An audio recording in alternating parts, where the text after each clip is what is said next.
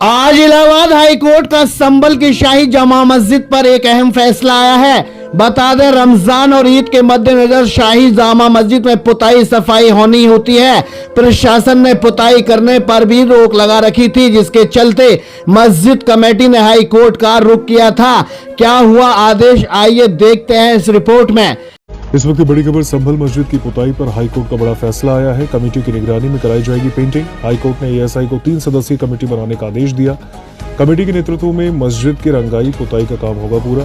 ASI मस्जिद का निरीक्षण भी करे, ऐसा कोर्ट ने कहा। इस वक्त एक बड़ी खबर संभल से आ रही है। यूपी की शाही जामा मस्जिद की पुताई कराई जाएगी। हाईकोर्ट ने एएसआई को इस संबंध में बड़ा आदेश जारी किया है। हाईकोर्ट ने अपने आदेश में कहा है कि एएसआई मस्जिद का निरीक्षण करे।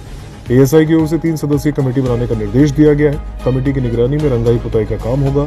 मस्जिद कमेटी की ओर से रंगाई पुताई और सफाई कराए जाने की भी मांग की गई थी। मस्जिद कमेटी की मांग थी कि रमजान का महीना शुरू होने से पहले पूरे क्षेत्र को साफ किया जाए, मस्जिद की पुताई हो, और इसको लेकर मस्जिद कमेटी की ओर से हाईकोर्ट में याचिका दायर हुई और इस पर फैसला आया है कि मस्जिद की सफाई और रंगाई पुताई का काम किया जा सकता है।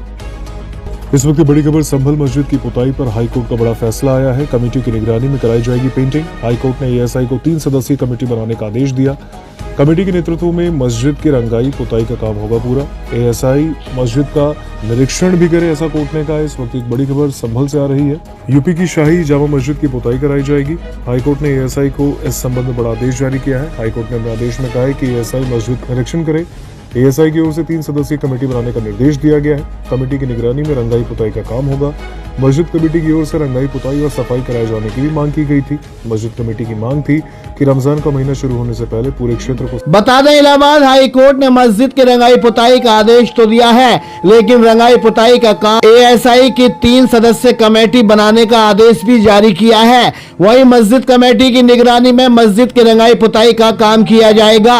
ये मुस्लिम समुदाय के लिए राहत की बड़ी बात हो सकती है, लेकिन अफसोस है आज का मुसलमान इतना बेबस और लाचार नजर आ रहा है, जो अपनी इबादत गाहों को सही तरतीब अपनी मर्जी से नहीं दे सकता। एक वीडियो 1991 में बना था, जिसमें एक आलिम ने अपनी तकरीर में कहा था।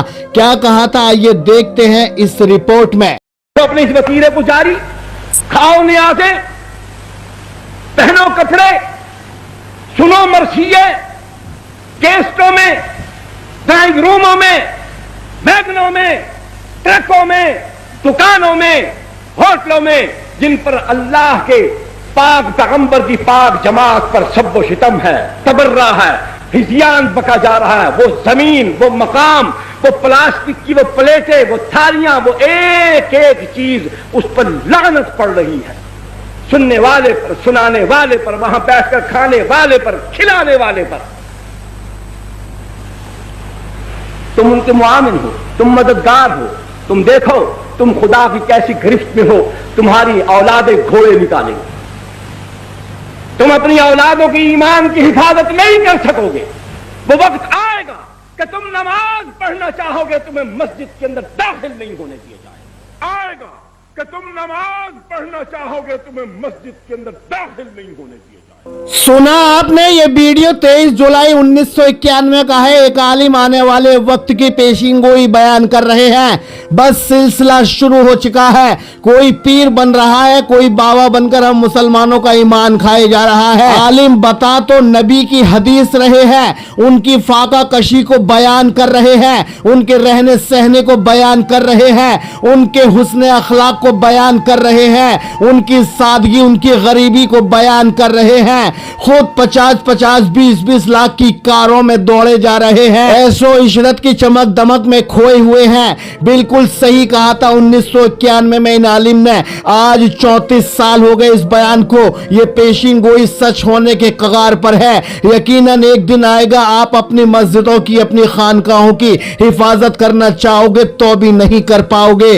अपनी मर्जी से अपने मजहब की आवाज को बुलंद करने नहीं दिया जाएगा। अगर मीट फैक्ट्रियों से सरकार को मोटर टैक्स नहीं मिलता या मीट एक्सपोर्ट नहीं होता, यकीनन इस दौर में मुसलमान कोरमा, बिरयानी, अफगानी, मुगलाई, कबाब, नहारी को तरस जाता। सिर्फ गोश्त के फोटो में ही दीदार मुसलमानों के गोश्त के होते। विदेशों का शुक्र अदा कीजिए जनाब, जो गोश्त का आनंद उठा रहे हैं आप। कुल मिलाकर बताना यह था, क्या अपनी फितरती आदतों को बदलने की जरूरत नहीं है? क्या इससे भी बुरा वक्त देखेंगे हम? आखिर कब 1450 साल पहले वाले मोमिन बनेंगे हम? ये जो हम अखबारों में पढ़ते हैं ना, सुप्रीम कोर्ट ने बुलडोजर एक्शन पर सरकार को लगाई फटकार, फला मस्जिद पर बुलडोजर चलने से सुप्रीम कोर्ट, हाई कोर्ट भड़का, ये सब इसी पिक्चर का एक पार्ट है। बताइए, सुप्रीम कोर्ट के आदेश के बाद भी मस्जिदों पर बुलडोजर चल जाता है। क्या सरकारी उन सरकश अफसरों पर कोई कोर्ट की अवमानना का मामला दर्ज हुआ है? कभी सरकारी नुमाइंदे सुप्रीम कोर्ट के कटघरे में खड़े हुए हैं? ये जो अदालतों के आदेश होते हैं, ये गहरे जख्मों पर एक टेम्परेरी मरहम का काम करते हैं।